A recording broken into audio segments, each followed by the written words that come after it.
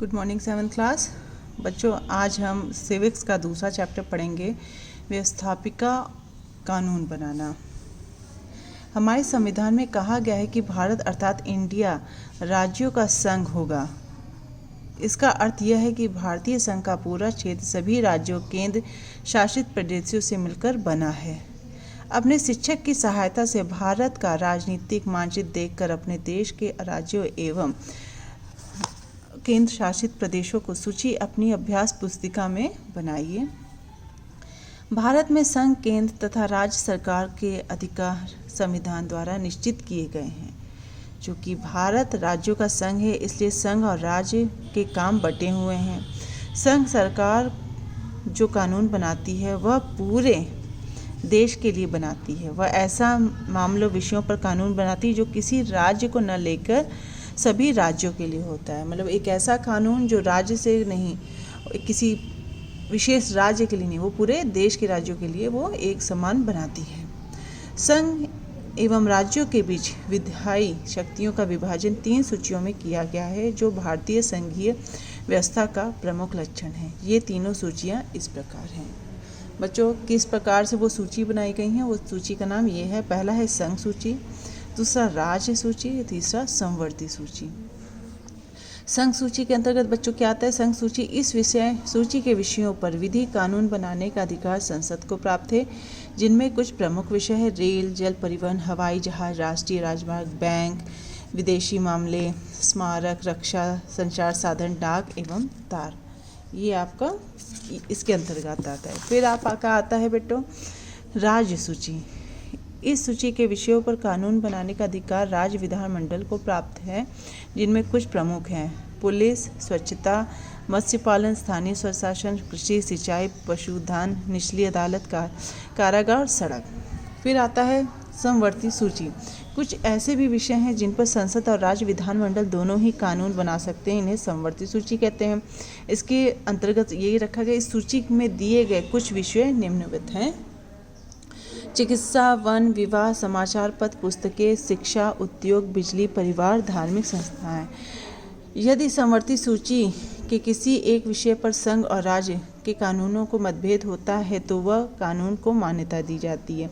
संविधान में यह व्यवस्था की गई कि यदि भविष्य में किसी एक नए विषय पर कानून बनाना हो तो उस विषय पर कानून बनाने का अधिकार संसद को होगा। सरकार के अंग बच्चों ये पढ़ लीजिएगा, सरकार के कौन कौन से कैसे क्या अंग हैं। फिर आइए संसद पढ़ते हैं। संघ की व्यवस्थापिका को संसद कहते हैं। आप ये अंडरलाइन कर लीजिएगा कि संघ की व्यवस्थापिका को ही संसद कहते हैं। संसद का सबसे महत्वपूर्ण कार्य देश की कानून का निर्माण करना। भारतीय संसद राष्ट्रपति और 2 सदनों लोकसभा और राज्यसभा से मिलकर बनती है। लोकसभा संसद का निम्न सदन है। लोकसभा के सदस्य जनता द्वारा प्रत्यक्ष रूप से चुने जाते हैं। लोकसभा के चुनाव में पूरे देश को अनेक निर्वाचन क्षेत्रों में बांट दिया गया। हर हिस्से में लोकसभा चुनाव क्षेत्र है। हर चुनाव क्षेत्र में एक सदस्य चुनाव लोकसभा में आते हैं। लोकसभा में अधिकतम संख्या 552 हो सकती है।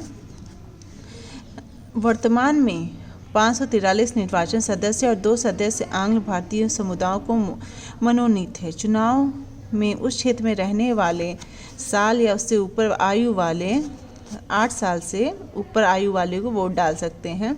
चुनाव लड़ने वालों में जो ज़्यादा सबसे वोट पाता है वहीं बच्चों लोकसभा का सदस्य बनता है।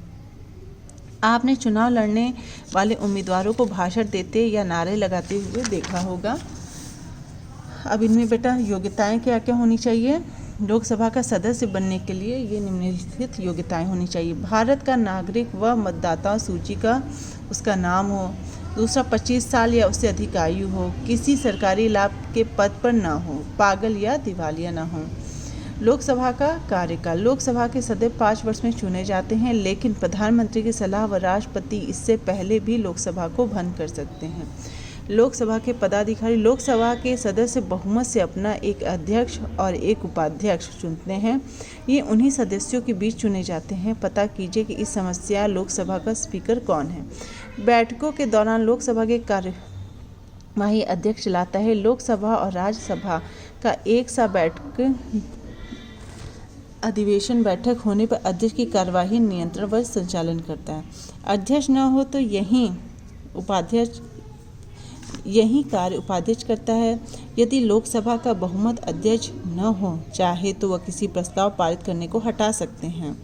लोकसभा के अधिवेशन साल में 2 बार अवश्य होने चाहिए। दोनों अधिवेशनों में बीच 6 महीने अधिक का अंतर नहीं होना चाहिए।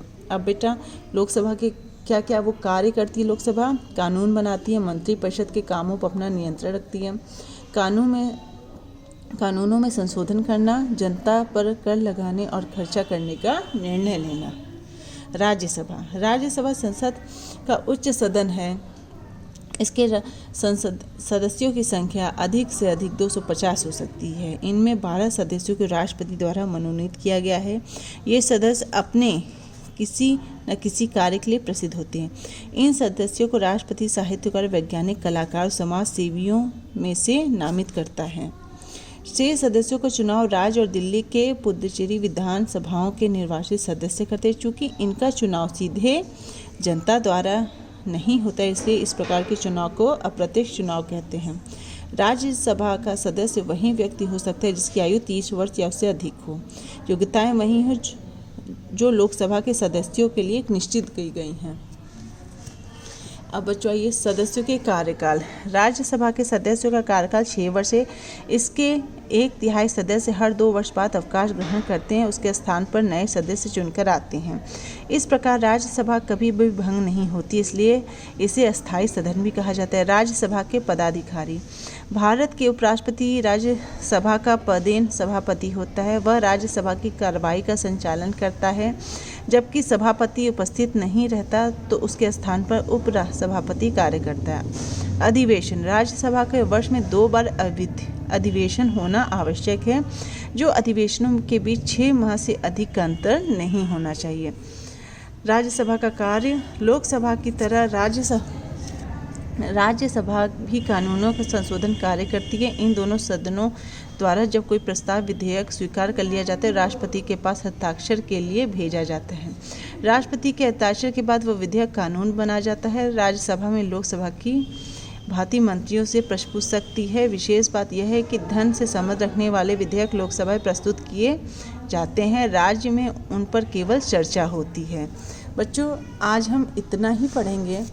अगली क्लास में हम इसके क्वेश्चन आंसर भी करेंगे। आप ये एक बार रीडिंग कर लीजिएगा। अगर ऐसा कुछ है नहीं समझ में आ रहा है तो मुझसे पूछिएगा, उसको मैं आपको एक बार फिर